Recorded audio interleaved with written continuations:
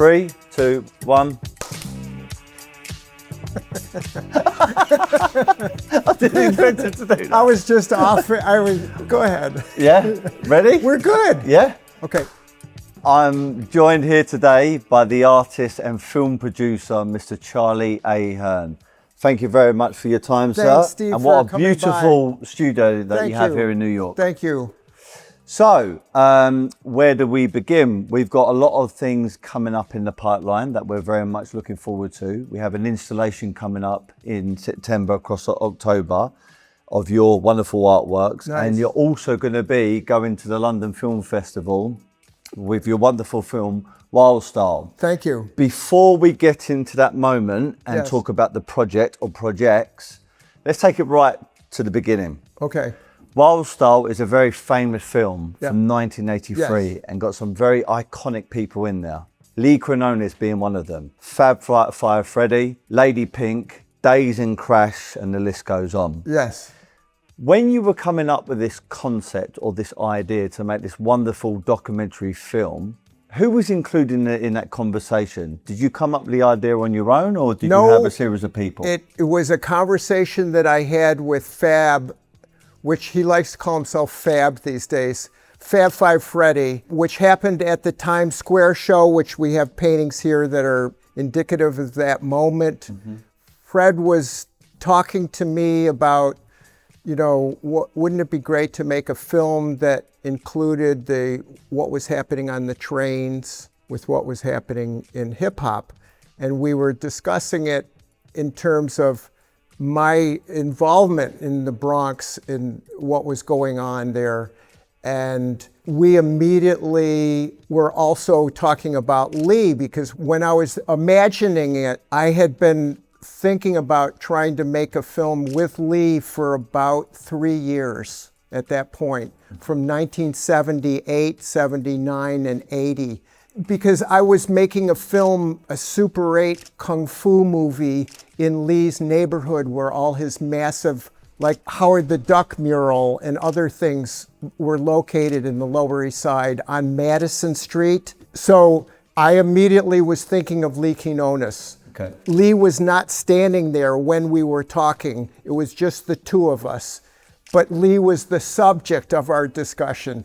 And I said, Fred, if you can bring Lee here tomorrow at 11 o'clock, we'll meet downstairs on the street, and maybe you guys can bust out a mural for the Times Square show. They came the next morning at 11, Lee and Fred, and we got some paint, and they busted out this Fab Five mural in about, I would say, in an hour.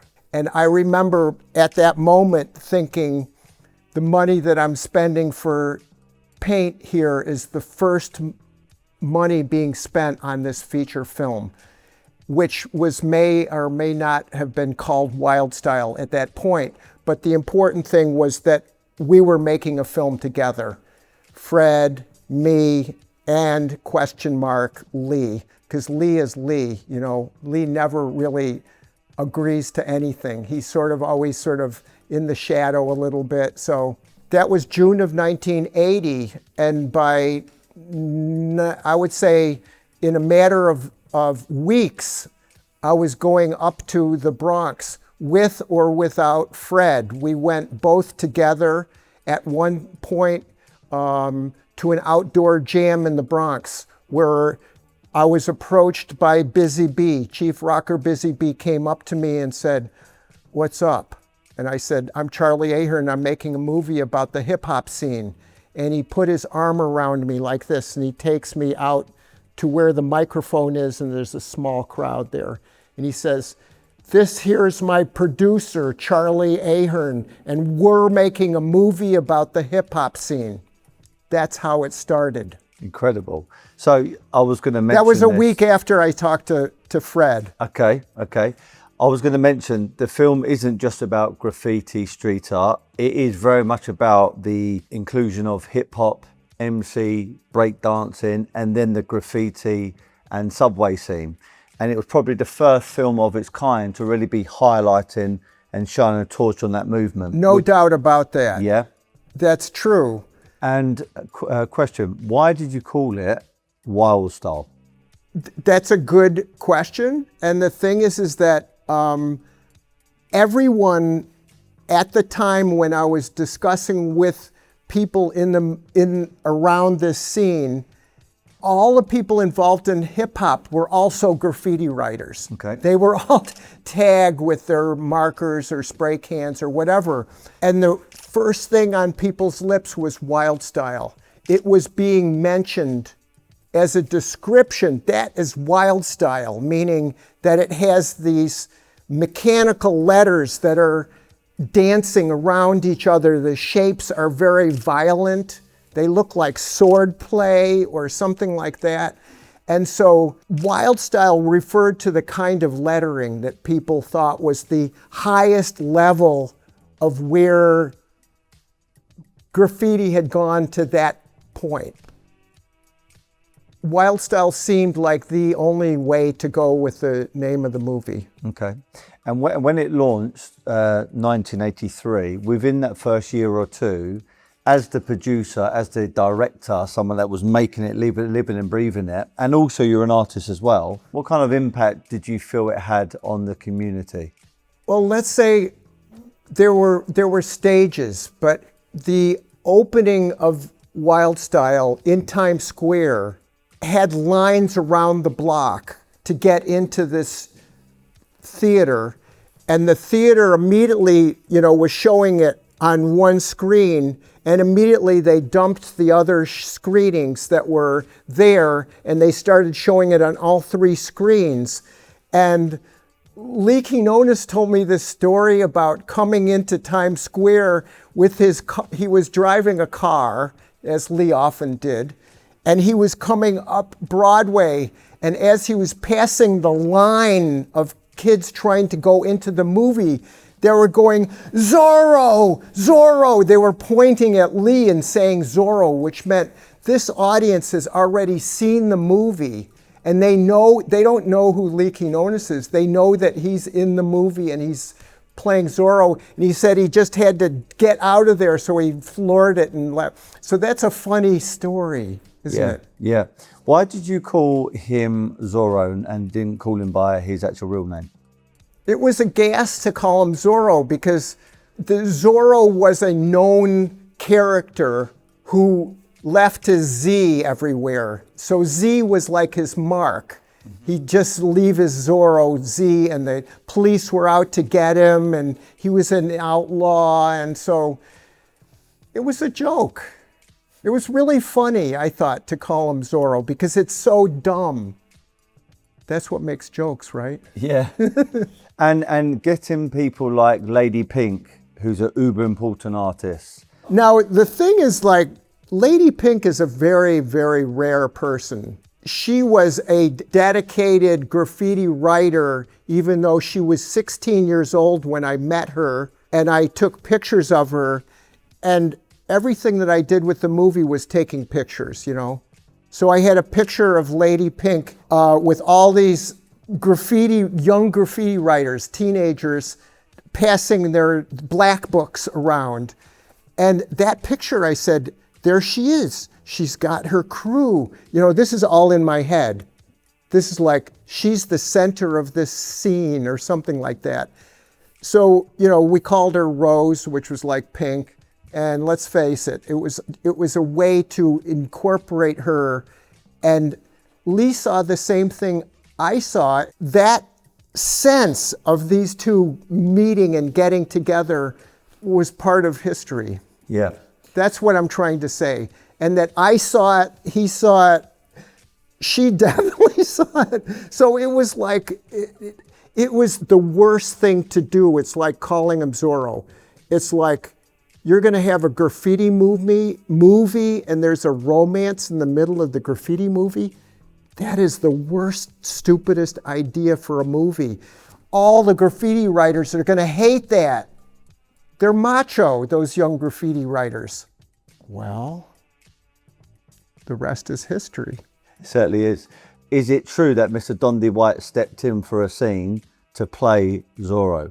Let me say that I had $25,000 riding on one 3-hour period in the subway yards where we had permission to shoot from the MTA. Of course, I had Dondi there. Dondi was my point person. Dondi was always supportive. We were very close. He was always around the office, and he was kind of like the Zorro backup, right? Dondi put the do-rag on and went through the yard and did all that stuff in the yard. And Lee said that he couldn't show up because he had a sore throat and he was sick. So during that time, how did you see the world of graffiti, street art, and hip hop changing? It changed so much. People said, why don't you make Wild Style 2 or something? And I said, it's gone. It disappeared. It exploded and disappeared all at once. The subway system and the subway graffiti, in a way, it exploded but stopped at the same time. When I was about to start the film was 81, and I wish that I had shot all the subways then. In 80, when I started to do the movie, that was the height of subway graffiti. Whole cars were running, you know, Fab Five Freddy's car, Futura's car, Lee's car, Dondi's car. You could go down through the list. Classic whole cars running on the lines all over the place in 1980. By 1981, I had the cameras set up like these cameras to shoot everything that was running. I don't have it on the film. It was gone. In other words, the thing died in different ways during this period. Yeah. I've watched it 4 or 5 times now. Wonderful movie. Thank you. I've really, really enjoyed it. It's clearly been very, very impactful on the scene. It's been very, very relevant. And even people getting into music, art, fashion, they look back at this movie, watch it, and they get inspired and they learn from it. And as someone that's made this movie, how does it make you feel when you know that your work has made such an impact, not only nationally, but worldwide? I'm tickled pink. Okay. I guess that's a good thing. Yeah. So looking forward, Charlie, yes. On the 8th of October, yes, you're going to be partnering or collaborating with the London Film Festival for Wild Style. This is because it's 42 years on, and this is a new 4K version? It's a 4K version that's going to be shown at the London Film Festival on the 8th of October. And on the 9th of October, we are going to show at Woodbury House Art.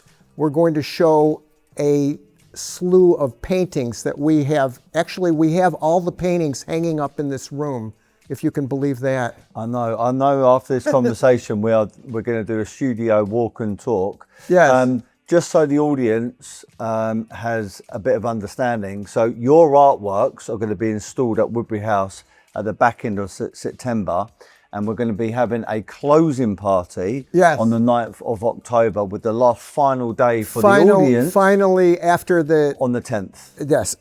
And you as an artist over the years, you've showcased at places like Beyond the Streets, 2023. Yes. I believe a work there sold for 25,000, is that correct? True. That's true. And you've also worked with some other big names. Can you share anything, Charlie? I had, shows at the Jeffrey Deitch Gallery. I think there was 4 paintings. One of them is right over here. The Chinese Wild Style was in that show. I also showed at the James Fuentes Gallery, and I showed this large painting of my wife, Jane Dixon, who's upstairs. And we, I made this painting, actually is from one of the opening images in a video that I made of Jane, called Jane in Peepland. That's where she got the name from this video. So in a way, this painting of Patty was made from a video, and that painting was made from a video. So a number of these things are actually, because I'm a filmmaker, some of these are made from video works. Yeah. Well, look, I'm looking forward to the collaboration from September through to October. And I'm also looking forward to being present at the London Film Festival to see this wonderful. Thank you so much. Your movie being showcased there. Yes. And I know there's going to be a conversation with you and Lee Quinones, I believe, at the London Film Festival as well. I love Lee. You know, I've been, a student admirer of his work since 1978 with Howard the Duck. Yeah. Yeah, very important mural. Yeah, okay. Well, look, thank you very much. And we're going to do a walk and talk and look at some of the artwork. Lovely. Thank you. I look forward to showing everybody this stuff.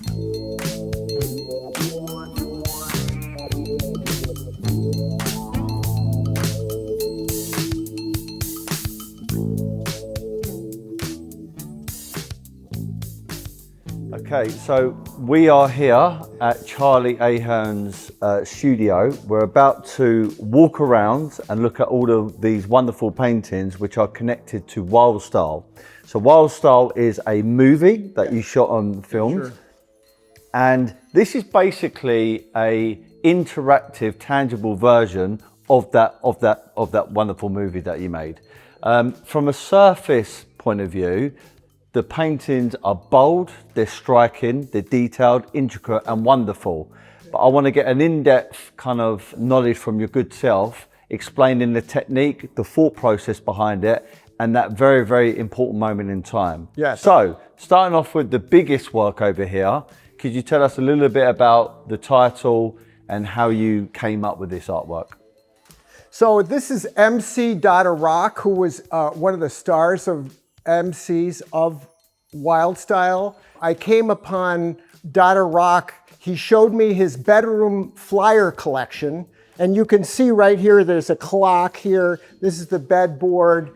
And this is a snapshot that I took in 1980 in his bedroom.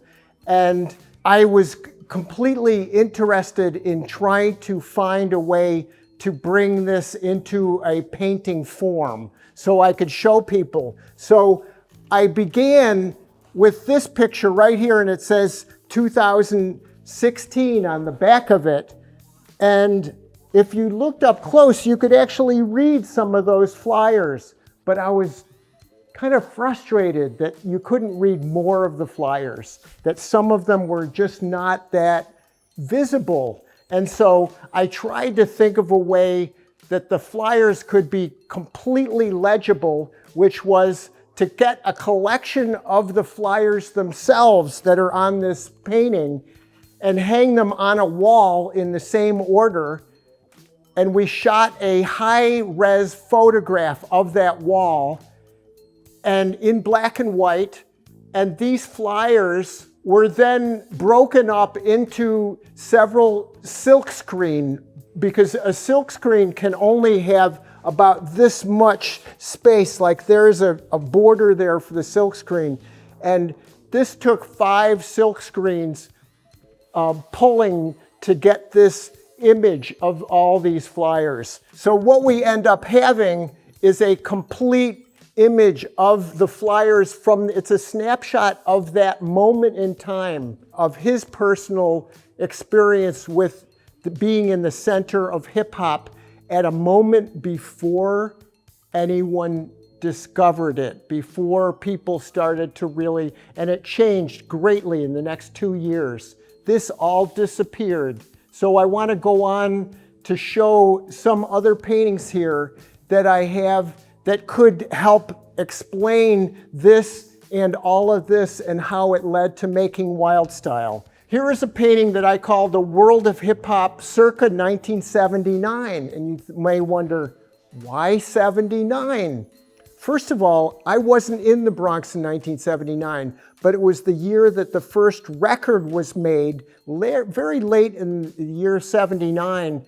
And all this culture of hip hop was like, it was in a self-contained moment of time where you have all the places, the clubs that existed, and all the groups and where they were playing. So this is a map of what hip hop was like right at that moment before it all exploded, which by 2 years records began, and it sort of destroyed what was originally a person-to-person culture. So let me take this away because I have another painting that will further explain some things. And one of the things that's funny about this painting is that this is a flyer that I made, which is a fictionalized flyer of the place, the Ecstasy Garage, which I was going to and doing slideshows there. And you see the Ecstasy Garage actually features in many, here's a close-up right here of a flyer from the Ecstasy Garage, so that using my own photographs and my own experience, I'm trying to make what I think is a funny commentary using Grand Wizard Theodore, who invented scratch mixing as a DJ, and Grandmaster Caz, who I believe was the primary lyricist of hip hop right at that point. And the party rocker right here, it says, "I'm DJ Bust a Nut." Some of the most incredible rhymes, songs that the DJs played that was an insider thing. It was not known to regular commercial song culture, which was like Rocket in the Pocket, Johnny the Fox meets Jimmy the Weed. So I'm trying to bring the insider local culture to all of us to hold as history. And here is respect to the flyer masters, Buddy Esquire and Phase 2. Most of these flyers were made by two people. Phase 2, who was one of the leading subway graffiti writers and flyer designers, et cetera, and Buddy Esquire. So these artists are being memorialized by this painting. There is this, which is in a sense, a reference to Grand Wizard Theodore being the scratch inventor. So I thought it was kind of a fun pun because I was interested in taking a screwdriver and scratching the surface of my paintings. The silk screen was black, and I'm scratching into that blackness to create words and texture. When he was only 14 years old, he discovered scratch mixing, but he was working on a record and his mother called him to come in for dinner. And he kind of looked up and the record spun, but it made this weird sound and he was captivated by that. So he started to develop, what if I did this? What if I did that? Back and forth, and the rest is history. Let's move on here to Ramel Z. I like these two next to each other because I considered Ramel Z and Futura two of the most abstract artists who are also the leading artists of avant-garde artwork and hip-hop. They were both artists that embodied hip-hop in their own fashion. And Ramel Z, who is here, as you can see, I scratched his name across this painting here. And he is in the battle station, which is what he called his studio, which is full of his letter racers, which is his famous artwork, which were actually skateboards that had letters attached to the top of the skateboards, and they're hanging from his ceiling. Now, Futura, he's at a studio called Soul Artists. You see how these paintings match? And Futura, I walked into this room where Futura was going to meet me in his studio. And when I started to walk in the front door, I was getting my camera ready to shoot. I have a flash on my camera. And Futura sees me coming and he springs out onto a handstand flip towards me. And I took a quick flash of it and it just shot what it shot. And I love that that happened. And when I looked at the slide, I thought, this slide is so dark. The flash sort of burnt out the scene so that Futura is dressed in black. So you hardly see very much. And I thought it was a waste, I should throw it out. No, you don't throw out bad slides, you scratch bad slides. So I scratched Futura's name across the slide and made outlines with a screwdriver so that you could see him. And then hand wrote on the slide, sole artist down here. So it's important to note that all of the imagery that you have on your artworks is all taken by you. It's my photographs, my experience that I'm trying to bring forward to people to see. Yeah. And while all this was going on, I was living in Times Square from 1980 on with my wife, Jane Dixon. And here is Jane right here is a painting that I made of Jane. I first made this painting. This is for a James Fuentes show. And I made this painting of Jane, and then I said, oh, I need to be bigger so people can see it better. So I made this larger version, which I'm very happy with. And I just want to say that this is from a video that I made of Jane called Jane in Peepland. And she's coming out of the subway into 42nd Street. 42nd Street was considered, drug dealers, prostitutes, every conceivable thing is going on 42nd Street every day and night. So she is coming out because she takes pictures of things and makes paintings out of them. And I love the fact that behind her was a thing that said Street Fighter pinballs. Because if you go down there, that subway entrance, you go down as all these games that teenagers would go into, smoke weed and play those games. To me, that's a sign that's saying Jane is the Street Fighter.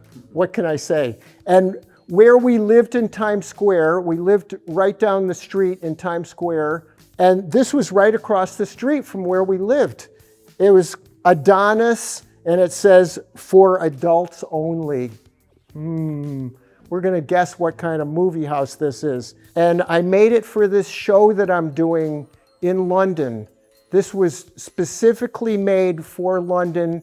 And this is acrylic on canvas? This is acrylic on canvas, that's right.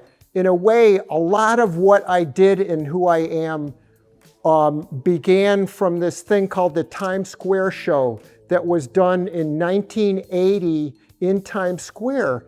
No one made art shows in Times Square. You did those down in Soho or Tribeca. So this was considered like crazy, and it was 3 floors in this building, and it attracted all sorts of people. And it attracted Fred Brathwaite, who's right here, and Fred came with Lee Quinones, and they were looking at the art show there. Fred said he wants to be in the show. Is there a way to be in the show? And I said, I'll give you some bank, meaning I'll give you some cash, and you can go get some spray paint and do a piece downstairs on the outside of this building. That's the way we did things in those days. It's like cash, illegal activity out in the street, no permissions. I don't own this building. So they did this incredible piece outside on the street that said Fab Five. Now, Fab Five was a reference to Lee Quinones' group, which was called the Fabulous Five, with guys like Slave and other people. It was a subway graffiti crew. The only photograph that I took has this guy who's drinking whiskey in the middle of the shot. So everything that I did from then on with this image has this famous drunk in it. And you don't know who it is? It was just someone random at the time? See, I put him in this one right here. And here you have the Times Square show, some kind of facsimile. And this is a close-up of this guy. I say, may he live long. This is the most important painting for me because, first of all, it has the opening premiere in Times Square of the movie Wild Style. This movie opened in a neighborhood in Times Square where they were all showing pornography. In the theater itself, they have like the Dead Zone, which was really like a teenage movie. I think it was some kind of horror movie. And Five Hand Ninjas, I love that name because in the 70s, I always went to Times Square to look at all kinds of movies from China, of like kung fu movies and things like that. So to me, I felt right at home with this movie theater. And this was the premiere of the movie. Well, it's super detailed. You can see all the imagery down here. Yes, here it says, show your love 2 classic adult features, Ladies' Night and 8 to 4, which was like a porn version of 5 to 9. So it's very like dark and sexy, you know. And next to him is our dear Patty Astor, who is no longer with us. Patty Astor is one of the stars of Wild Style. And she's also did a gallery called Fun Gallery. Fun Gallery was the first gallery to open in the East Village. Now, that may not sound like anything, but Fun Gallery was so successful that at the end of the year, everyone started to copy what she was doing at the Fun Gallery, because she's got the Fun Gallery and she's showing graffiti artists are there. Jane Dixon is one of the first artists to show there as a woman. Everyone from, you know, Fred and Crash and Days and all these people are all showing at Fun Gallery. Basquiat, Keith Haring, yes, they all showed it at Fun Gallery. And it was an incredibly successful with like limos parked out in front, all that stuff. And what happened was they were imitations of their gallery, and there was 20 galleries after a year in that same neighborhood. It became the new place to have a gallery in New York if you want to be underground and you know, crazy and wild. Yeah, this is a wonderful work. This is the work that we just spoke about. Yes. This is going to be front and center of our project. What we have here is 2 pictures of 2 people wearing 2 stars from Wild Style wearing their Wild Style t-shirt, and it's hilarious because both of them have styled their Wild Style t-shirt into their own versions. Like, this is what Busy Bee, the chief rocker Busy Bee, ran around when we were at our world premiere in Japan. He wore this towel on his head and he called himself the Ayatollah of hip hop. I think Pink styled his t-shirt like this.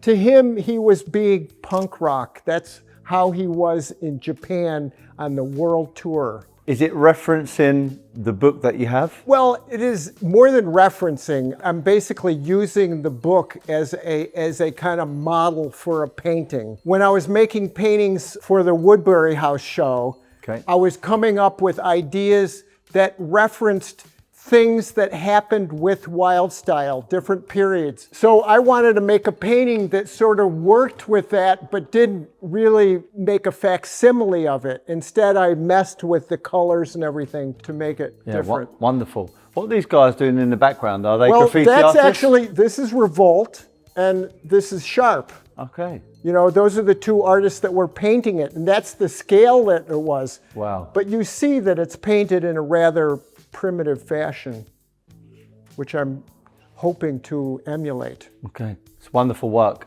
Thank you. This one over here, got a very interesting story about this one, haven't you? This is one of my favorite paintings in the show because someone sent me a photograph from China. Someone had painted a Wild Style piece on a wall in a city in China, and the movie's never been shown in China, and not that I know of. In other words, I don't know of distribution there, but I'd love to. But the thing is that I love the colors that he used and the way that he did it. So I made a painting emulating that, and this was made for the Jeffrey Deitch show. It was one of the centerpieces of what I did for Jeffrey Deitch. It's incredible. For that show. Thank you. Really, really cool. And this next painting over here, which is kind of funny, when the Japanese made Wild Style the world premiere in 1983, they made this poster that in a way looked like this, but I hated it. I thought it was a really dumb looking poster because it was filled with a bunch of people that I don't know who they are. Their faces didn't make sense. But I love this here. It says, Hip Hop Hurricane from New York. You gotta love that. And I hated the way that they made this Wild Style thing here, so I made my own version of the colors and the Wild Style in Japanese. And you got a smaller version down here? This is the same version with metallic acrylic paint.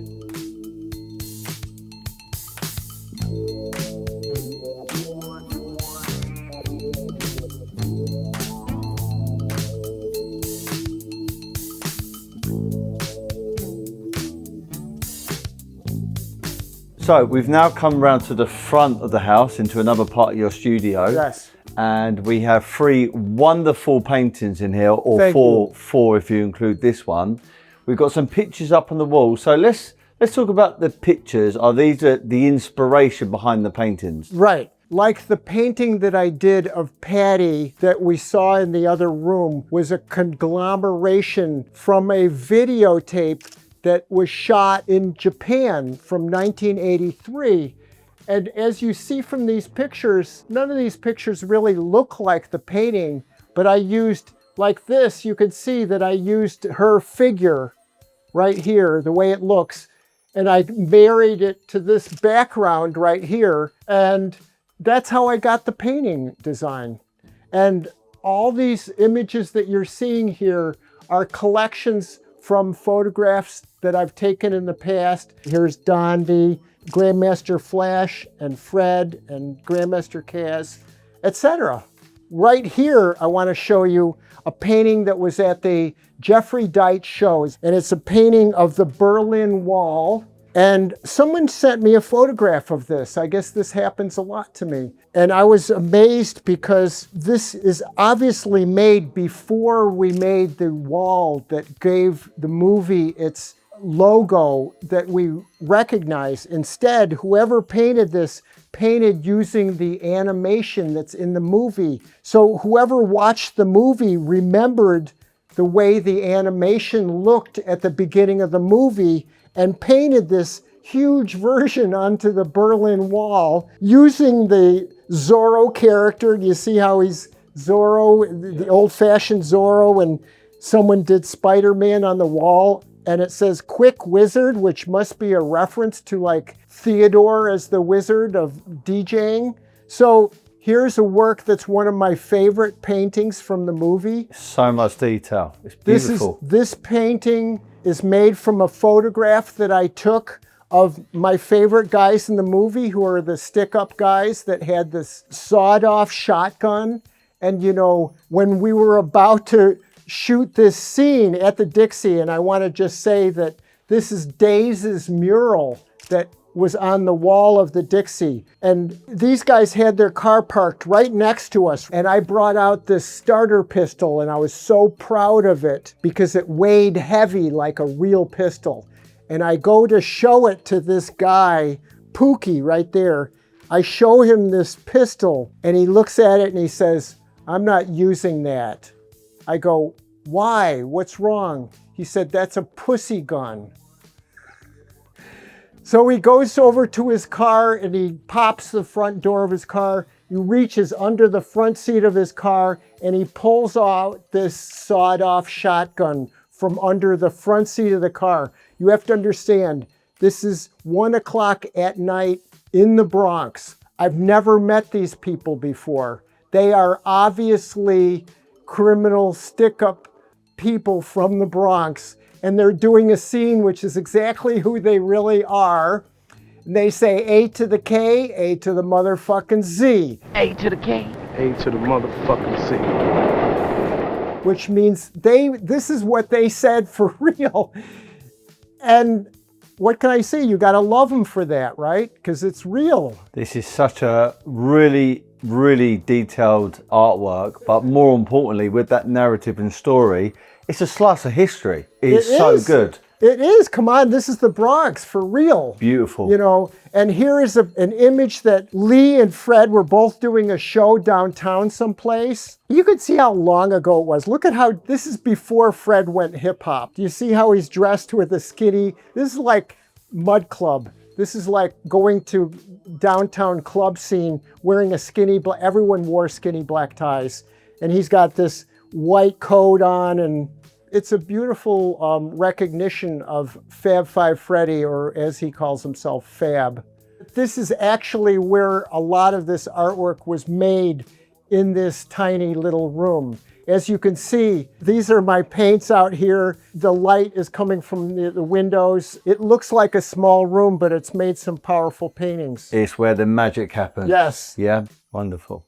Charlie, Thank you. thank you for your time. Yes. That was a wonderful tour. Okay. Thank you for sharing all the detail and more importantly, bringing the artworks to life. Thank I you. look forward to the All right. September and October show. Thank you very much. Wonderful. I'll see Thank you you. then. Bye-bye now.